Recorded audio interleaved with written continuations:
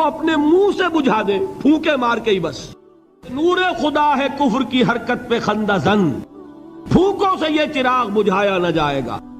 یریدون لیطفئوا نور اللہ بافواہہم واللہ متم نورہ ولو کرہ الکافرون۔ یہ چاہتے ہیں کہ اپنے منہ کی پھونکوں سے اللہ کے نور کو بجھا دیں، حالانکہ اللہ تعالیٰ تو اپنے نور کا اتمام فرما کر رہے گا، خواہ ان کافروں کو کتنا ہی ناگوار ہو۔ اس کی ترجمانی ہے نور خدا ہے کفر کی حرکت پہ خندہ زن، پھونکوں سے یہ چراغ بجھایا نہ جائے گا۔ یہی وجہ ہے، دیکھیے مکی صورتوں میں خود نبی اکرم صلی اللہ علیہ وسلم کو اتنے مختلف پیرایوں میں صبر کا حکم دیا گیا۔ کچھ مثالیں میں دے چکا ہوں، وَلِرَبِّكَ فَاصْبِرْ، اسی طریقے سے وَاصْبِرْ كَمَا صَبَرَ أُولُو الْعَزْمِ مِنَ الرُّسُلِ، اے نبی صبر کیجئے جیسے کہ صبر کیا ہمارے اولو العزم رسولوں نے۔ وَاصْبِرْ وَمَا صَبْرُكَ إِلَّا بِاللَّهِ، اے نبی صبر کیجئے اور آپ کا صبر تو اللہ ہی کے سہارے ہے۔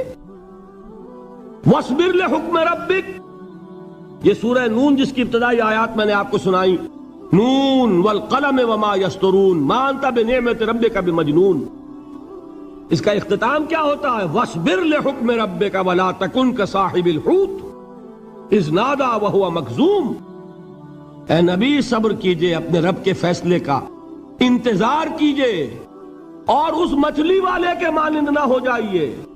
مچھلی والا کون؟ حضرت یونس علیہ السلام۔ مچھلی والے نے اپنے دینی حمیت اور غیرت جو تھی اس کی وجہ سے اللہ کے حکم کا انتظار نہیں کیا، اپنی قوم کو چھوڑ کر چل دیے۔ نبی کا، رسول کا یہ معاملہ ہوتا ہے، جیسے کہ آپ کو معلوم ہے کوئی افسر ہے کسی حکومت کا، وہ اپنی پلیس آف ڈیوٹی کو نہیں چھوڑ سکتا، he must stick to his place of duty. بڑے افسرز کے لیے تو یہ بہت بہت اہم بات ہے۔ تو اے رسول، جہاں آپ کو ہم نے تعینات کیا ہے آپ وہاں سے ہل نہیں سکتے کہ ذرا مخالفت ہوئی، لوگوں نے فقرے چست کیے اور آپ کہیں اور چل دیے، دفع ہوئیے، یہ بات نہیں سننا چاہتے میں کسی اور کو سناؤں گا، ہو سکتا ہے نا؟ ہم تو کرتے ہیں نا یہ، اس لیے کہ ہمیں تو اللہ نے کہیں تعینات تو نہیں کیا نا۔ اگر ایک جگہ کے لوگ بات نہیں سنتے، چلو بھائی ہم کہیں اور جائیں گے، وہاں بات سنائیں گے۔ لیکن رسول کا معاملہ ہوتا ہے جو اس کی پلیس آف اپائنٹمنٹ ہے، he can not leave his place without the express permission of اللہ سبحانہ و تعالی۔ آپ نے یہ سنا ہوگا، سیرت کی تقاریر میں پڑھا ہوگا کہ مدینے کی طرف ہجرت کی اجازت حضور نے تمام صحابہ کو دے دی، خود منتظر رہے جب تک کہ اللہ کی طرف سے اجازت نہیں آ گئی۔ حضرت ابوبکر پوچھتے رہتے تھے حضور اجازت آ گئی کہ نہیں؟ نہیں ابھی نہیں آئی۔ حضور اذن آ گیا؟ نہیں آیا، ابھی نہیں آیا۔ حبشہ کی طرف سب کو بھیج دیا، اجازت دے دی جو جانا چاہے چلا جائے۔ حضور کی صاحبزادی جو حضرت عثمان کے نکاح میں تھی وہ بھی ہجرت کر رہی ہیں، لیکن حضور تو نہیں گئے۔ رسول نہیں چھوڑ سکتا اپنی جگہ کو، یہاں تک کہ تمام تقریباً صحابہ چلے گئے، حضور رہ گئے، حضرت ابوبکر رہ گئے، حضرت علی رہ گئے، اور حضرت ابوبکر پوچھ رہے ہیں بار بار اجازت آئی یا نہیں؟ نہیں ابھی نہیں آئی۔ حضرت عائشہ نے واقعہ بیان کیا کہ ایک روز اچانک دوپہر کے وقت ہم نے دیکھا کہ حضور نے اپنے پورے جسم کو ڈھانپا ہوا ہے، چہرے کو بھی کپڑے میں ڈھانکا ہوا ہے اور تشریف لا رہے ہیں۔ یہ اس میں تعجب کی بات یہ کہ عرب میں آج بھی آپ کو معلوم ہے کہ یہ چیز جو ہے ان کی روایات کے خلاف ہے کہ دوپہر کے وقت کوئی کسی سے ملنے جائے۔ یہ وقت جو ہے قیلولے کا ہے، آرام کا ہے۔ تو این ٹھیک دوپہر کے وقت تشریف لائے حضور، آپ نے آ کے حضرت ابوبکر سے فرمایا کہ اجازت آ گئی ہے۔ حضرت ابوبکر نے بہت خوش ہو کر ایک بات کہی، حضور میں نے 2 اونٹنیاں تیار کی ہوئی ہیں۔ یعنی اب آپ وہ تو سوچتے تھے نا شاباش ملے گی کہ میں نے تیاری کی ہوئی ہے، میں نے 2 اونٹنیوں کو خوب کھلا پلا کے فربا کیا ہوا ہے، بڑی توانا ہے تاکہ ہم تیزی کے ساتھ سفر کر سکیں۔ حضور نے توقف کیا، فرمایا ہاں ٹھیک ہے، 1 اونٹنی میں استعمال کروں گا لیکن میں اس کی قیمت ادا کروں گا۔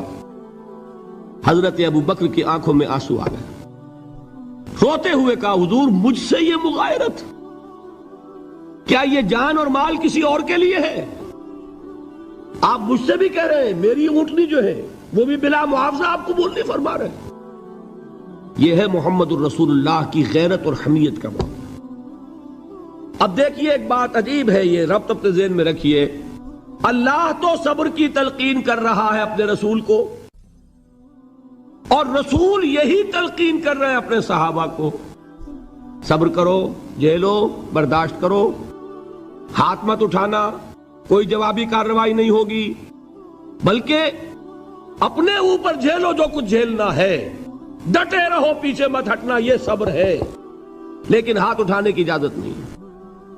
چنانچہ اب ذرا چشم تصور سے دیکھیے، ابو جہل اس نے جو بدترین روش اختیار کی، وہ ایک خاندان تھا، حضرت یاسر، ان کی اہلیہ حضرت سمیہ، اور ان کے فرزند حضرت عمار رضی اللہ تعالی عنہم.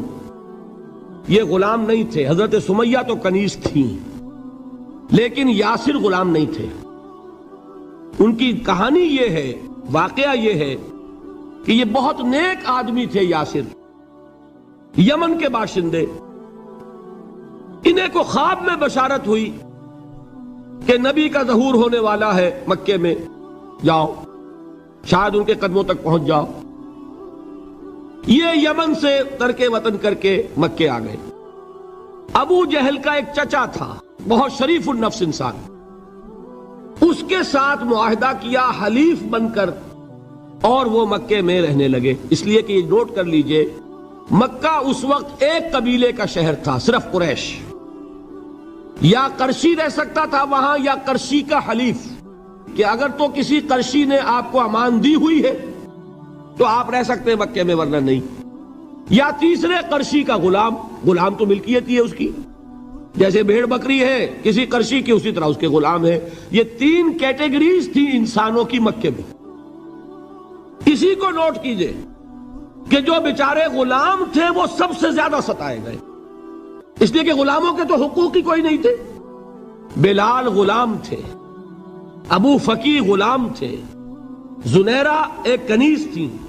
ان کو جو ماریں پڑی ہیں اس کا آپ کو معلوم ہے. حضرت بلال کے ساتھ جو کچھ امیہ ابن خلف نے کیا، کہ جس طریقے سے کہ حیوانوں کی لاشیں جو ہے کھینچ کر گھسیٹ کر لے جائی جاتی ہیں، ان کی گردن میں رسی ڈال کر گھسیٹتے، اسی طریقے سے حضرت بلال کے گردن میں رسی ڈال کر ٹھیک دوپہر کے وقت مکے کی سنگلاخ گلیوں کے اندر گھسیٹا جاتا تھا. نیچے زمین جل رہی ہے توے کی طرح، اور ویسا بھی ہوتا تھا کہ چت لٹا دیا، اوپر سے وہ آگ مکے کا، کہ سورج جو ہے ذرا نوٹ کیجئے، آگ برسا رہا، نیچے زمین توے کی طرح جل رہی ہے. اور ایک بھاری سل بھی لا کر جو ہے سر پر رکھ دی، چھاتی پر رکھ دی گئی ہے کہ آواز نہیں نکل رہی، جھاگ نکل رہے منہ سے. لیکن اس حال میں بھی احد احد احد، ایک ایک اللہ، قل هو اللہ احد، الفاظ نکل رہے. یہ ہے وہ صبر، صبر علی الابتلاء، صبر علی الایذاء. یہ ابتلاء اور ایذاء پر صبر ہے. جھیلو، برداشت کرو، اس توحید پر قائم رہو، محمد کی رسالت کے اقرار کرتے رہو صلی اللہ علیہ وسلم، لیکن ہاتھ نہیں اٹھانا. اب میں آپ کو بتا رہا تھا یہ تو غلام تھے، یہ جو تھے یاسر، یہ حلیف تھے، غلام تو نہیں تھے نا. البتہ وہ ابو جہل کے چچا کی کنیز تھی یہ سمیہ، انہوں نے اجازت لے کر ان سے نکاح کر لیا. یہ تو کنیز رہیں گی. بیٹا جو ہوا وہ بھی ایک طرح سے، جب کنیز زیادہ ہے تو غلام ہو گیا، عمار ابن یاسر. وہ جو شخص تھا بہت شریف النفس ابو جہل کا چچا، وہ مر گیا. اب ابو جہل جو ہے اس خاندان کا سربراہ ہے، لہذا یہ تینوں جو افراد ہیں وہ اس کے رحم و کرم پر ہیں. یاسر کو بھی پروٹیکشن اگر ہے تو ابو جہل کی ہے، ابو جہل جو چاہے کرے. اور سمیہ تو کنیز ہے ہی، اس کا تو کوئی حق ہے ہی نہیں، جو چاہے کرے. اور عمار ان دونوں کا بیٹا ہے، لہذا بدترین معاملہ کیا ابو جہل نے ان تین افراد کے ساتھ. حضرت سمیہ کے ساتھ جو کچھ کیا گیا ہے آپ اس کا تصور نہیں کر سکتے. بالآخر جو شہید کیا حضرت سمیہ کو ایذائیں دے دے کے، سسکا سسکا کے، ان کے جسم کے نازک حصوں کو جلا کے، داغ دے کر، کہتا کیا تھا؟ ایک دفعہ کہہ دو کہ میرا جو یہ بت ہے یہ بھی الہ ہے، مان لو، میں چھوڑ دوں گا۔ تنگ آ گیا، کسی طریقے سے ایک دفعہ کہہ دو پھر میں چھوڑ دوں گا۔ لیکن یہ میاں بیوی حضرت یاسر اور حضرت سمیہ رضی اللہ تعالی عنہما، یہ ہے ثبات، یہ ہے صبر، یہ ہے استقلال، ایک مرتبہ بھی کہنے کے لیے تیار نہیں ہوئے جو چاہو کر لو، اب ہم تو اس سے پیچھے نہیں ہٹیں گے۔ تنگ آ کر اس نے حضرت سمیہ کی تو شرمگاہ میں برچھا مارا ہے اور شہید کیا۔ حضرت یاسر کے بارے میں ایک روایت یہ ہے، ستا کے تنگ کر کر کے آخر کار جو ختم کیا، انہیں شہید کیا کس طرح؟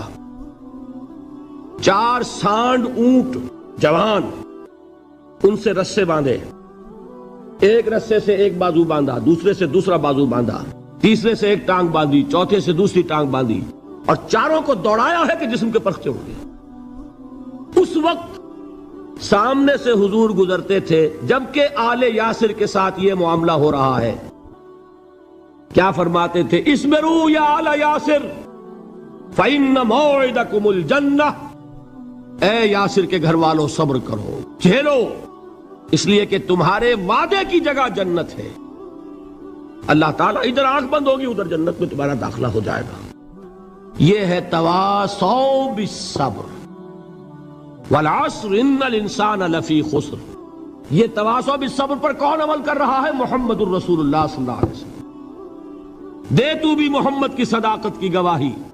یہ صداقت کی گواہی دیتے ہوئے انہوں نے اپنی جانیں دے دی۔ 4 سے لے کر 12 تک 8 برس، اس کو کہتے ہیں پرسیکیوشن، فزیکل پرسیکیوشن، تشدد، مار پیٹ، جلانا، دہتے ہوئے انگاروں پر لٹانا، فاقے رکھنا، بھوکے رکھنا، ان کو ڈال دی گئی زنجیریں، گھروں میں بند کر دیا گیا نوجوانوں کو۔ حضرت عثمان کو چچا نے ان کے ایک چٹائی کے اندر لپیٹا اور دھونی دے دی، دم گھٹ رہا ہے، جان نکل رہی ہے۔ حضرت مصعب بن عمیر رضی اللہ تعالی عنہ، وہ نوجوان 200 درہم کا جوڑا ان کا سل کر آتا تھا شام سے تیار ہو کر، لباس معطر ہوتا تھا، جدھر سے نکل گیا پوری گلی جو ہے وہ معطر ہو گئی، انگلیاں اٹھ رہی ہیں، وہ جا رہا ہے مصعب، یہ خوشبو اس کی ہے۔ اس مصعب کے ساتھ کیا سلوک کیا؟ باپ تو مر چکا تھا، ماں نے پالا تھا، دولت بہت چھوڑ کر گیا تھا باپ، لہذا ماں نے بڑے ناز و نام میں پالا، بڑے لاڈ پیار میں 200 درہم کا جوڑا تیار ہو رہا ہے۔ لیکن یہ کہ آپ کو معلوم ہے عرب کے اس معاشرے میں عورت کی کوئی حیثیت نہیں تھی، ماں کا اختیار نہیں تھا، چچا تھا اب سربراہ خاندان کا۔ چچا نے کہا مصعب اگر تم نے اپنے باپ کا دین چھوڑ دیا ہے تو باپ کی دولت پر بھی تمہارا کوئی حق نہیں ہے، نکل جاؤ گھر سے۔ اس نے یہ سوچا تھا کہ مصعب کے ہوش ٹھکانے آ جائیں گے، دن میں تارے نظر آ جائیں گے، ناز و نام میں پلا ہوا گھر سے نکل کے جائے گا کہاں؟ یہ سارا نشہ جو ہے توحید کا یہ حیران ہو جائے گا۔ حضرت مصعب کا جواب بالکل برعکس تھا، اچھا ٹھیک ہے چچا جان، میں گھر چھوڑتا ہوں۔ وہی بات جو کبھی کہی تھی ابراہیم نے، باپ نے کیا کہا تھا؟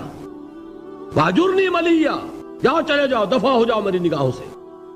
حضرت ابراہیم نے کیا جواب دیا تھا؟ سلام علیک ساستغفر لک ربی انہ کان بی حفیہ۔ اچھا ابا جان، آپ کا حکم یہی ہے تو میں چلتا ہوں، آپ پر سلامتی ہو، میرا رب مجھ پر بڑا مہربان ہے، میں اس سے آپ کے لیے استغفار کروں گا۔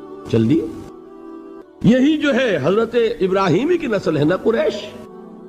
آج ابراہیم کے ایک بیٹے کے ساتھ وہی معاملہ ہو رہا ہے مصعب کے ساتھ، اور مصعب چلنے کے لیے تیار ہو گئے۔ چچا نے سوچا، میں سمجھتا تھا کہ ہوش ٹھکانے آ جائیں گے، یہ تو تیار ہو گیا نکلنے کے لیے۔ غصے میں آ کے اگلی بات کہی، یہ کپڑے جو پہنے ہوئے تم نے یہ بھی اسی مشرک باپ کی کمائی کے ہیں، اتارو ان کو۔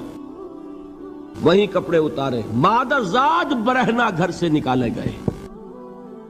ماں کے پاس پہنچے، ماں نے آنکھوں پر ہاتھ رکھے، مصعب کیا ہوا؟ ماں سے کہتے ہیں کہ ماں میں موحد ہو گیا، اور وہاں سے گئے پھر حضور کی خدمت میں کپڑے کہیں سے مانگے ہوں گے۔ یہ مصعب ہیں 200 درہم کا جوڑا پہننے والے۔ جب حضور پر مدینے کے 12 افراد ایمان لائے تھے، بیعت عقبہ اولیٰ ہوئی، انہوں نے کہا کہ حضور ہمیں کوئی شخص اپنا ایسا شاگرد دیجئے جو ہمیں قرآن پڑھا سکے۔ حضور نے حکم دیا مصعب جاؤ، اب مدینے جاؤ، یثرب جاؤ۔ یثرب والوں کو قرآن پڑھاؤ، انہیں تبلیغ کرو۔ مصعب گئے ہیں وہاں، 1 سال کی کمائی 75 افراد لا کر حضور کے جھولی میں اگلے سال ڈال دیے کہ حضور یہ میری 1 سال کی کمائی ہے، 72 مرد 3 عورتیں۔ بہرحال وہ مصعب بن عمیر ہیں جو غزوہ احد میں شہید ہوئے، اور جب شہید ہوئے تو ان کے جسم پر صرف 1 چادر تھی۔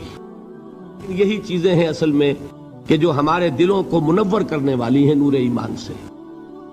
وہ علم بردار تھے غزوہ احد میں، جھنڈا مسلمانوں کا ان کے پاس تھا۔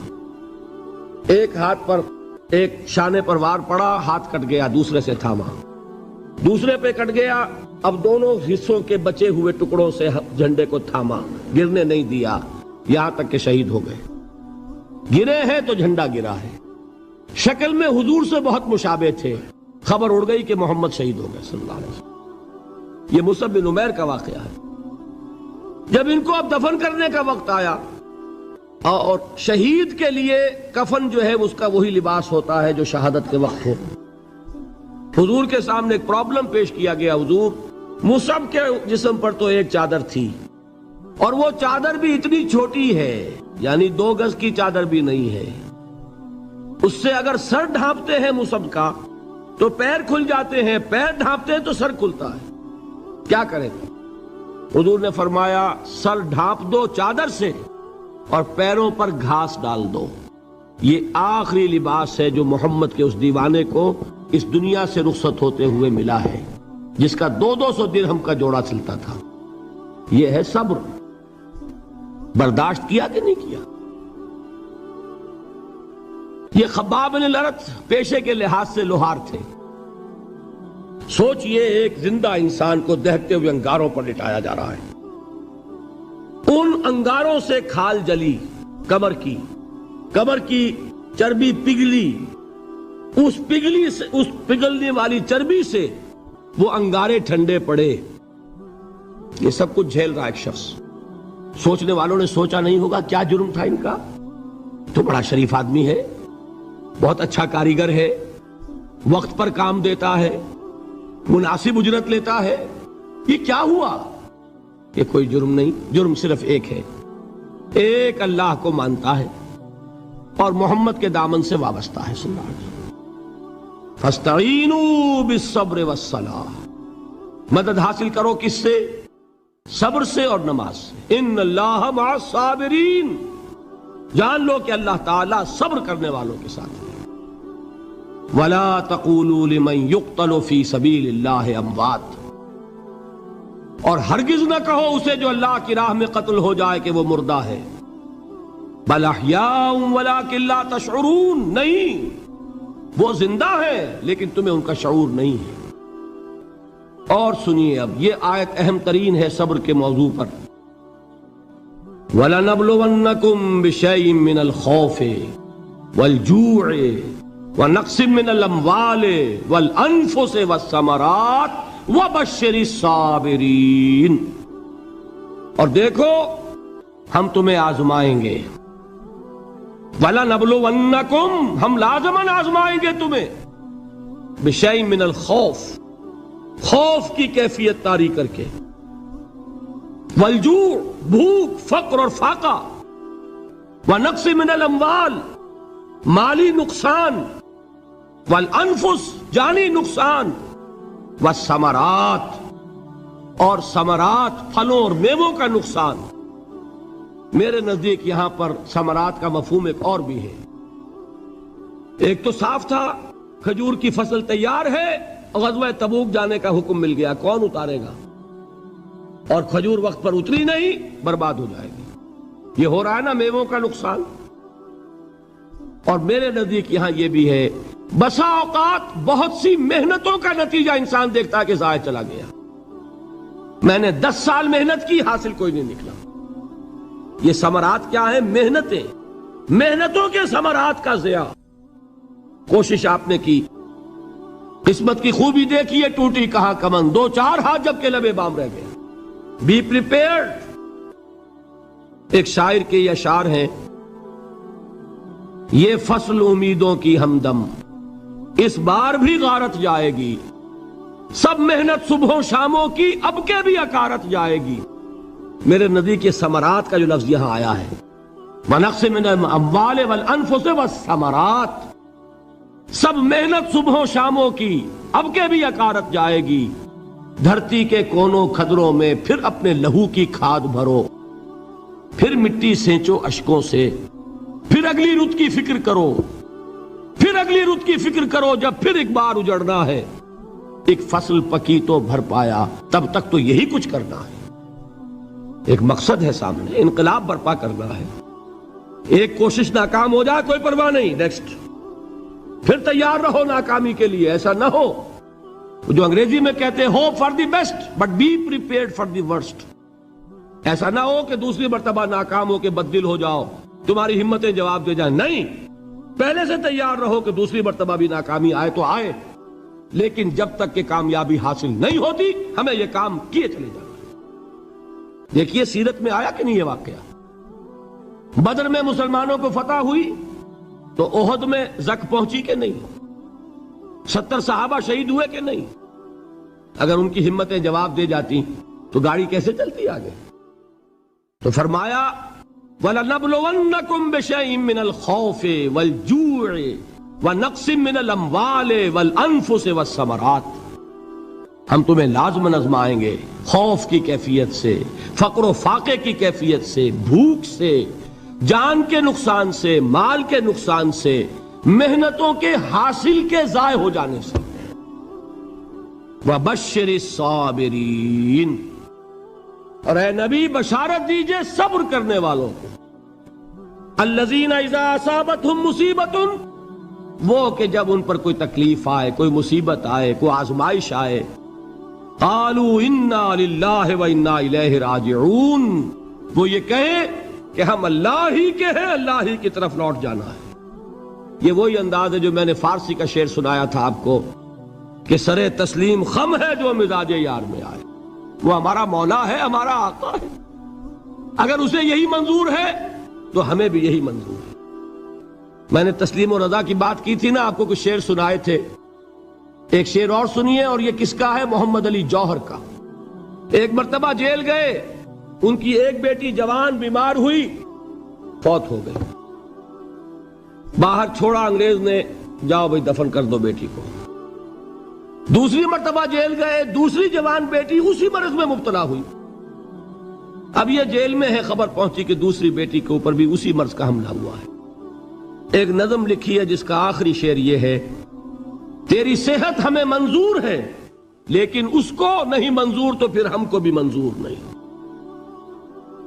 یہ ہے، جب تک یہ کیفیت نہ ہو اس میدان میں آدمی ثابت قدم نہیں رہ سکتا کہ میرے رب کو اگر یہ منظور ہے تو یہی مجھے منظور ہے، اور تیری صحت ہمیں چاہیے تو ضرور، لیکن ہمارے رب کو منظور نہیں تو ہمیں بھی منظور۔ راضی برضائے رب۔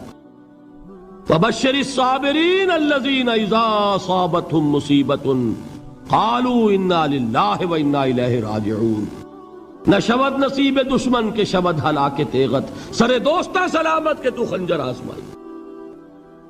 اولئک علیہم صلوات من ربہم ورحمہ، یہی ہیں وہ لوگ جن پر ان کے رب کی طرف سے عنایتیں ہیں اور رحمتیں ہیں، وَأُولَئِكَ هُمُ الْمُهْتَدُونَ، اور یہی ہیں وہ لوگ جو کامیاب ہونے والے ہیں، ہدایت پانے والے، ہدایت یافتہ۔ وَالصَّابِرِينَ فِي الْبَأْسَاءِ وَالضَّرَّاءِ وَحِينَ الْبَأْسِ، اور صبر کرنے والے، اصل نیکی ان کی ہے، جسمانی تکلیفوں میں صبر کرنے والے، فقر اور فاقے میں صبر کرنے والے، اور جنگ کے وقت صبر کرنے والے۔